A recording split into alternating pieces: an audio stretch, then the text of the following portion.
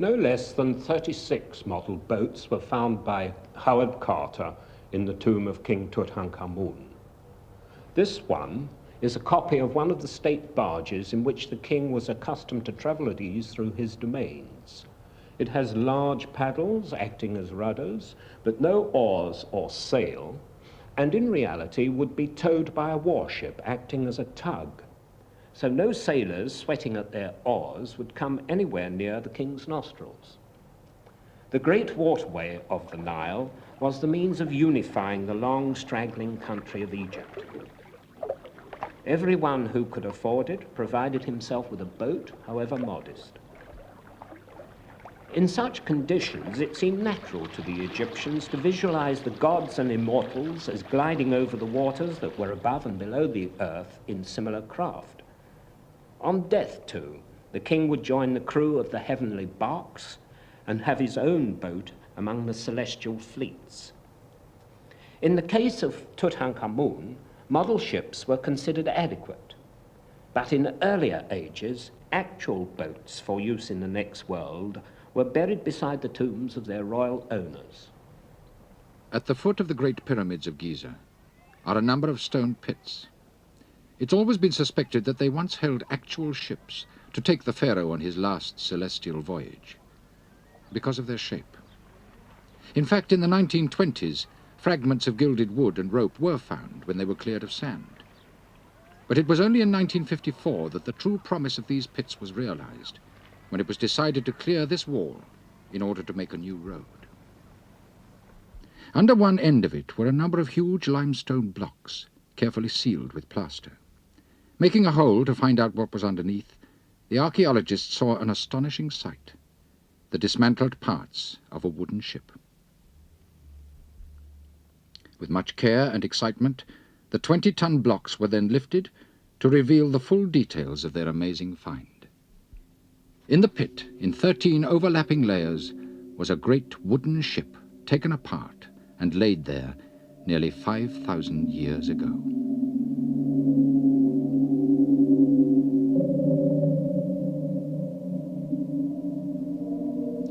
Thanks to the plaster, which had sealed all the cracks, the wood was almost perfectly preserved. So too were the ropes, of which there were a great number.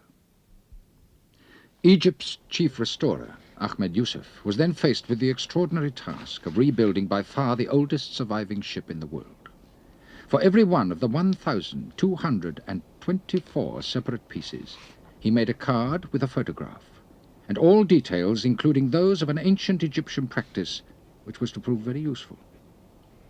The ship's builders had divided the craft into 4 quarters, and every piece of these 4 quarters had its own carpenter's sign. In addition, every 2 adjoining pieces had another matching sign, so at least it was possible to tell which pieces went together. Then began the intensely laborious juggling of actually putting the Pharaoh Cheops ship together again. Some of the huge cedar of Lebanon planks were more than 60 feet long, a problem to handle, let alone rebuild. But gradually a great ship began to take shape, rewriting as it did so most of the experts' ideas of ancient shipbuilding technique. In all, its reconstruction has already taken some 14 years, and Ahmed Yusuf rebuilt the hull in 5 different ways before he approached the final stage, the cabin on the deck. By now, the bow and stern were towering a staggering 25 feet above the keel line.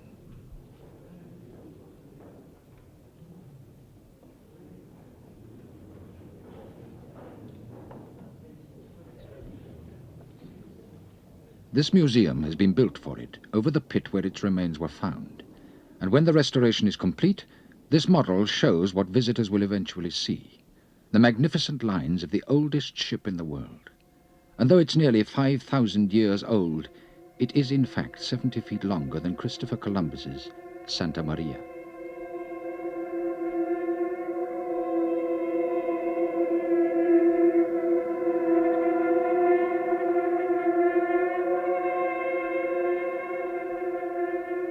The skill of the detail, too, is astonishing. The cabin had a projecting frame over its wooden panels, so a cloth canopy on it would give an insulating layer of air to protect its occupants from the heat. The huge planks were joined by overlapping hooked scarfs, but perhaps the most amazing technical detail is in the interior of the hull. There was no keel, but 16 great frames were held by a myriad of lashings, which became ever tighter as they swelled when wet. These steering oars, some 20 foot long, were each carved in a single piece from one tree. But it is the prow which is particularly interesting because it gives us a clue as to the process of development which lay behind this craft. It is an imitation of a bundle of papyrus stalks bound together, and it is this material, once widespread throughout Egypt, which first made it easy for the Egyptians to take to the water in craft made of bundles of papyrus stalks tied together. Even today, people still use similar techniques to build craft, and very effective ones too, as Thor Heyerdahl showed. Even though few Egyptologists agree with his theories about the ancient Egyptians crossing the Atlantic, there is no doubt that these Baduma craftsmen from Lake Chad, who built Ra-1, have techniques very little different indeed from their predecessors of thousands of years ago.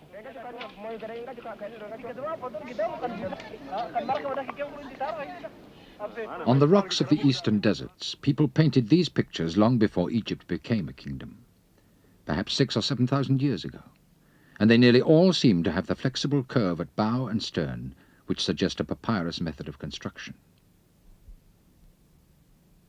This is how these very old craft may have looked, with a cabin amidships,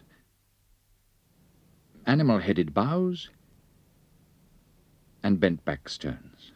But once we get to the Old Kingdom period, we can see precisely how these craft were used for fishing, hunting hippopotamus, fighting, and carrying the lord round his estate. These were just a few of the functions of these papyrus craft, but already by the early dynastic period, the next step had been taken. In this tomb of an official called T at Saqqara, there is a lively picture of a busy shipbuilding yard where they are building not papyrus, but wooden ships. The supervisor stands in the middle with his measuring rod and plumb bob, while all around men are using techniques and tools which, apart from being made then of hardened copper, would be perfectly familiar in small boatyards today.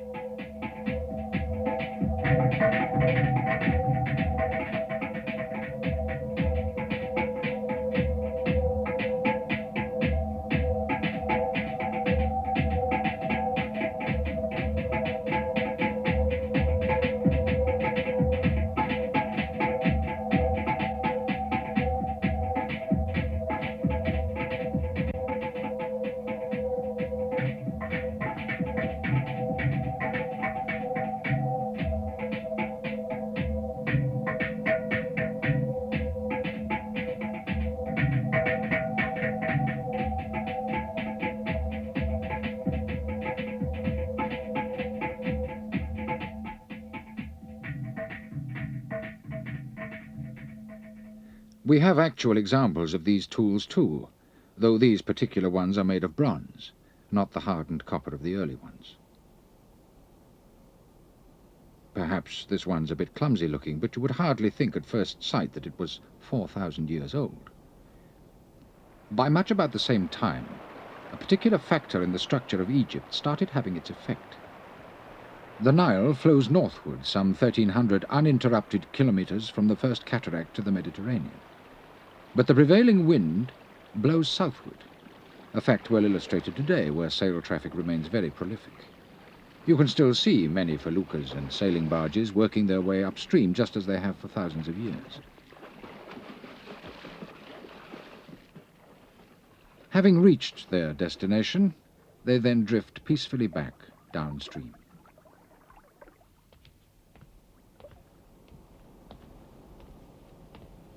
A pot in the British Museum shows how early the ancient Egyptians took advantage of this trick of nature. This is generally held to be the earliest picture known of a sail. But even earlier pots, some 6,000 years old, show how the sail might have evolved. These craft have many oars, 2 deck houses amidships, and what may be a fender hanging over their bows. More important, some have poles with standards or shields on them, and it has been suggested that the helpful effect of these when going upstream gave the crews the idea for the sail. Anyway, by a very early period, the ancient Egyptian hieroglyph for to go downstream was a drifting ship with no mast, while the hieroglyph for to go upstream was a ship with mast and sail. By the Old Kingdom period, quite sophisticated sailing gear had been evolved, though the papyrus origin of these craft still shows in the many backstays and the bipod mast, which were necessary when you couldn't put too much strain on any one part of a papyrus craft. Then came single masts and also another important device. Early tomb engravings and models show paddles and paddlers, but by the early dynastic period, oars were in use instead.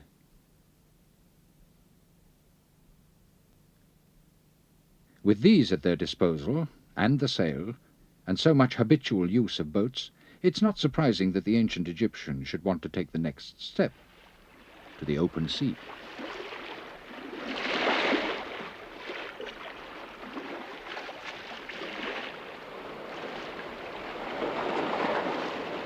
But they had a problem. This boat was one of 6 found in the 1890s near the tomb of the pharaoh Sesostris III. Its outstanding feature is that it is made of many small pieces of wood, recalling the Greek historian Herodotus' description of Egyptian craft. The boats in which they carry cargo are made of the acacia.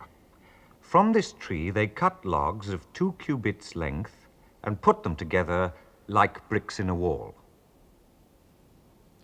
Unlike the Cheops ship, this craft had neither frames nor lashings. Instead, its planks were fastened mainly by hourglass-shaped pieces of wood. Obviously, when they couldn't get long cedar of Lebanon planks and had to use shorter pieces of local acacia, they were in trouble. And this shows one way they got around it. By running a stout rope from end to end and tautening it like this, they helped to give a vessel lengthways strength. And this method is very prominent on the first sea-going ships of which we have any detailed picture. Clearly, the hogging truss, as this twisted rope is called, was very important. They had also added a raised bow and stern to face the much larger waves of the open sea on the voyage to the mysterious land of Punt. But it is in this splendid temple of Queen Hatshepsut, who ruled Egypt a little while before Tutankhamun, that the most famous voyage to Punt is recorded.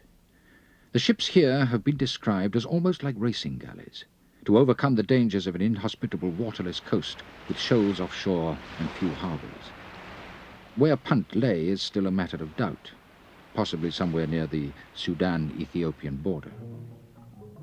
Anyway, when the Egyptians arrived, troops with a captain at their head landed an assortment of trade goods which would have seemed perfectly logical to any 19th century colonial trader. Necklaces, glass bangles, mirrors, and so on. These were offered to the eager local chief. The exotic nature of the place is reflected in the houses, which are raised on stilts. Gold dust was one of the desirable goods the Egyptians sought in return, and here it is packed in bags ready for removal. Another valuable acquisition was incense trees. These were dug up and carried away, still living, in baskets, for replanting in Egypt. The deals all done, the Egyptians mounted the gangway to face once more the dangers of the Red Sea and its strange inhabitants on the journey back. In the Boston Museum of Fine Arts is a garment which brings us very close to these sailors. It is an actual surviving sailor's kilt, or apron, made of a skin cut with innumerable slits to form a net, with a patch left to take the rub of the seat when rowing. It may seem a rather improbable piece of clothing, but there it is on a number of paintings of ship's crews. Surviving accounts reflect the hardships of a sailor's life, especially compared with a scribe's. The sailor is worn out. The oar in his hand, the lash on his back, and his belly empty of food, while the scribe sits in the cabin. The children of the great row him, and there's no reckoning of taxes due from him.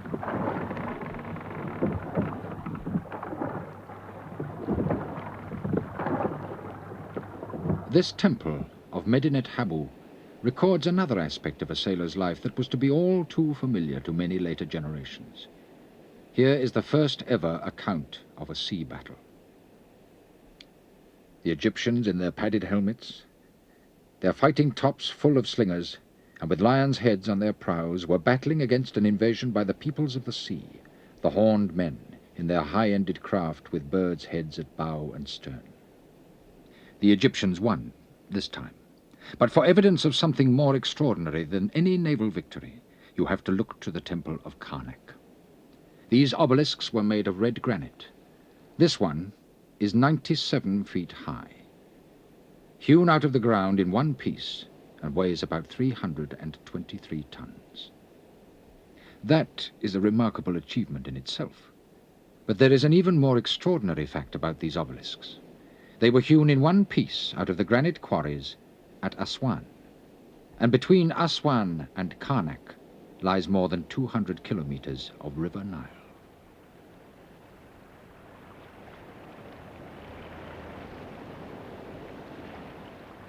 In the temple of Queen Hatshepsut lies the principal and intriguing evidence as to how the ancient Egyptians moved these huge obelisks down the river.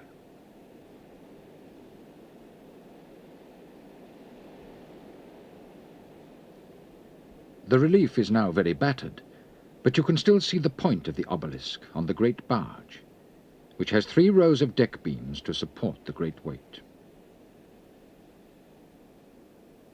Ahead of it are some of the 32 craft which towed it, the towing lines running over their masts. On the bows of the leading craft were leadsmen with poles to measure the depth, very necessary to stop the great barge from grounding. There have been endless arguments about this craft. Estimates of its size run from 1,500 to 6,000 tons. If the latter figure is right, it must have been by far the largest craft ever built until Brunel's Great Britain of 1843. The Latin author Pliny describes how in much later times the obelisk was loaded onto such a barge. First, a canal was dug under the obelisk. Then water was let into this, and the obelisk barge floated in. Finally, ballast was taken out of the barge and the water level raised further, so the barge took the weight and the obelisk could be floated off. Whatever the method, the evidence is there that the Egyptians brought off an extraordinary feat of seamanship.